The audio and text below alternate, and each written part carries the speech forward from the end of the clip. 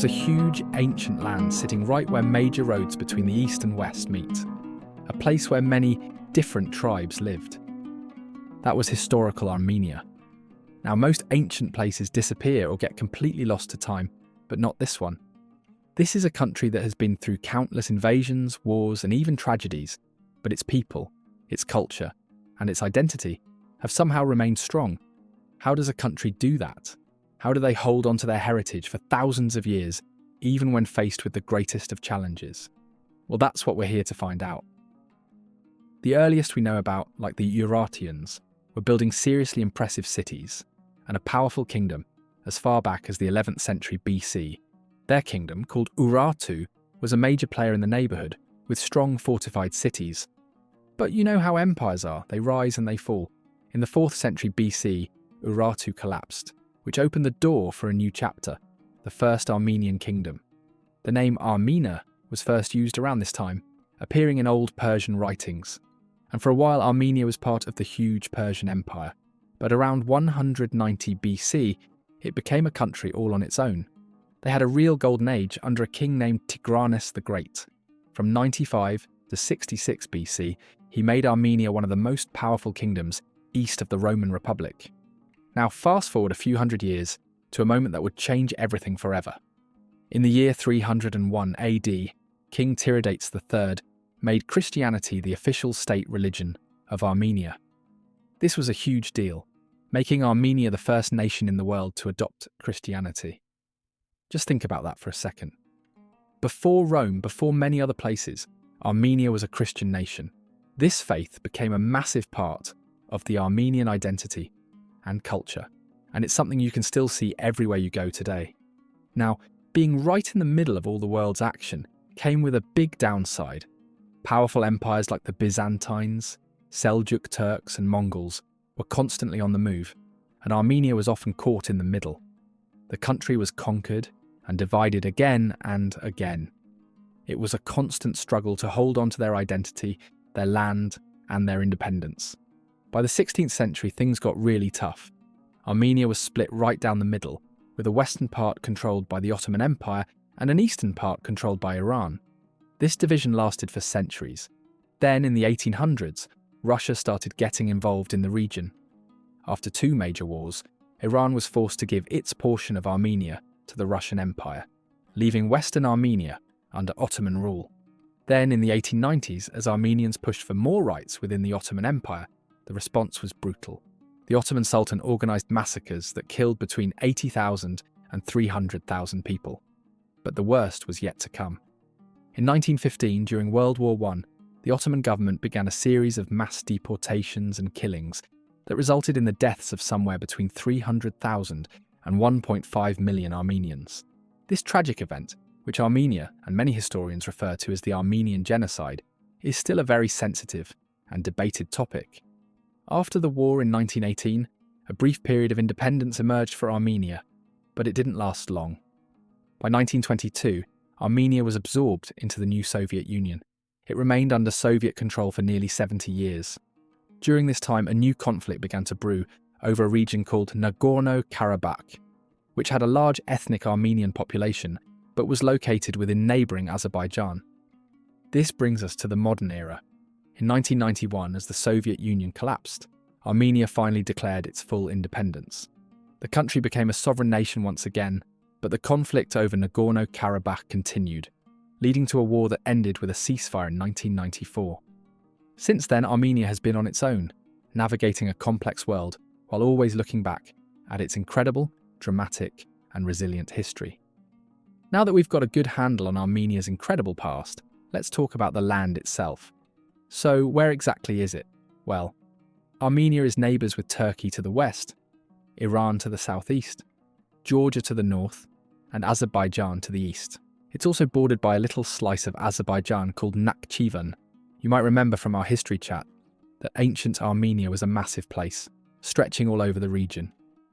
But the modern country we're looking at today is a much smaller version, a landlocked country tucked away in a mountainous area called Transcaucasia. And when I say mountainous, I mean it. This isn't a place with wide, flat lowlands.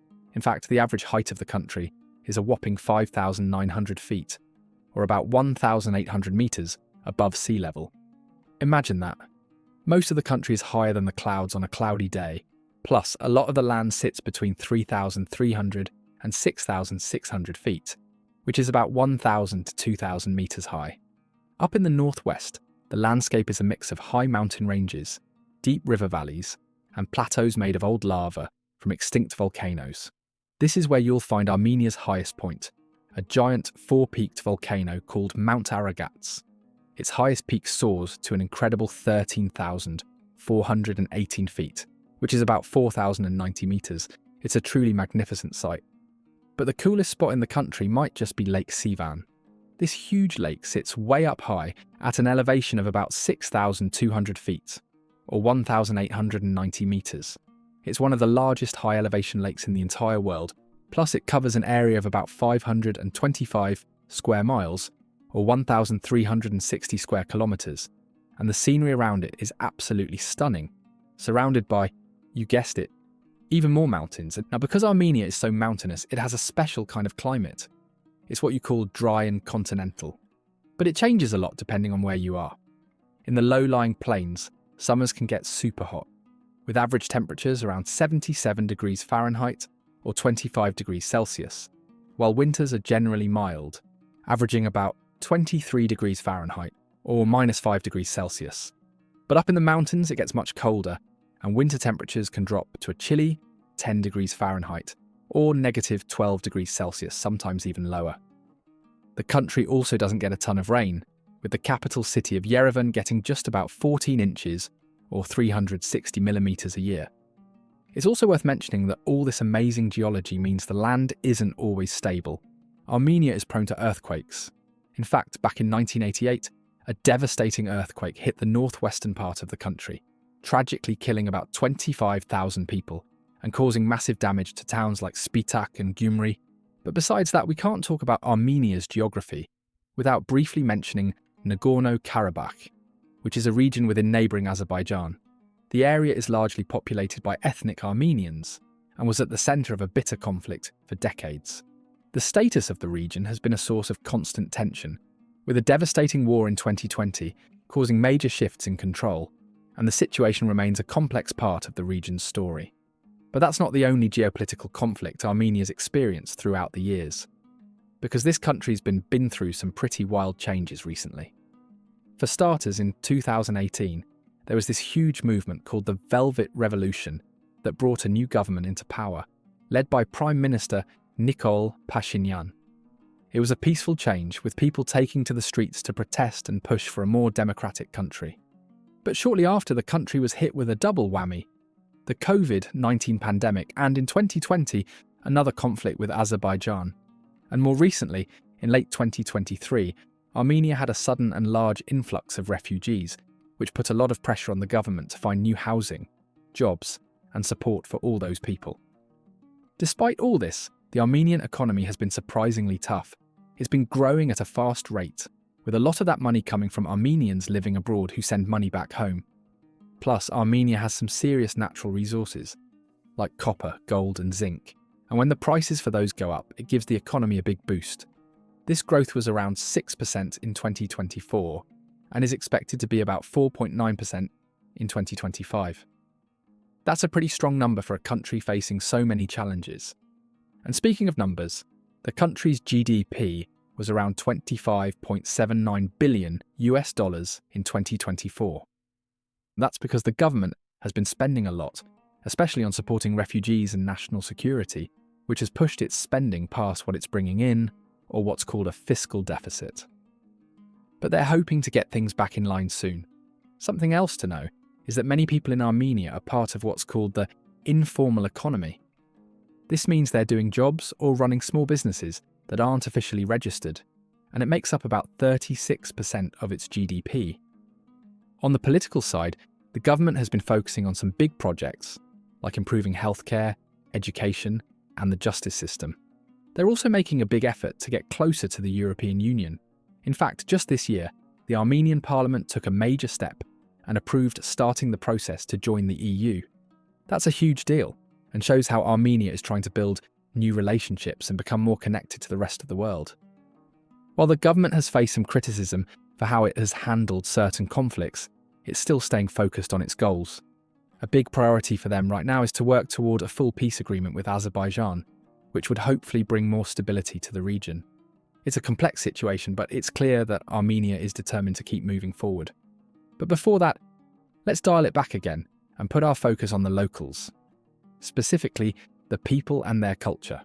So to understand the people, you need to know what they call themselves. They don't just say Armenian.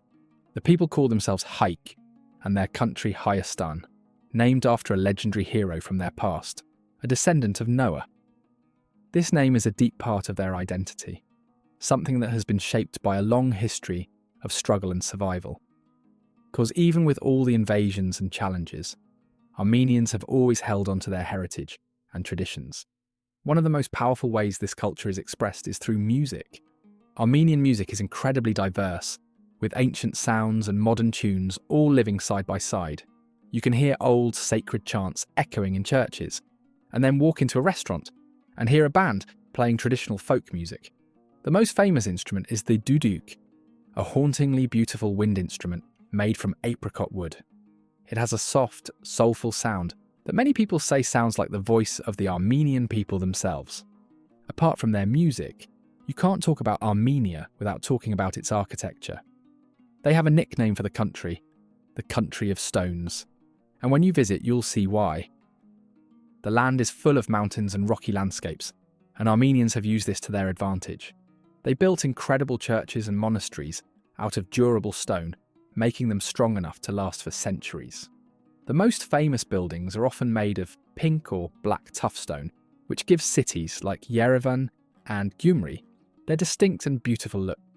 But the most iconic type of Armenian stone art is the Kachkar.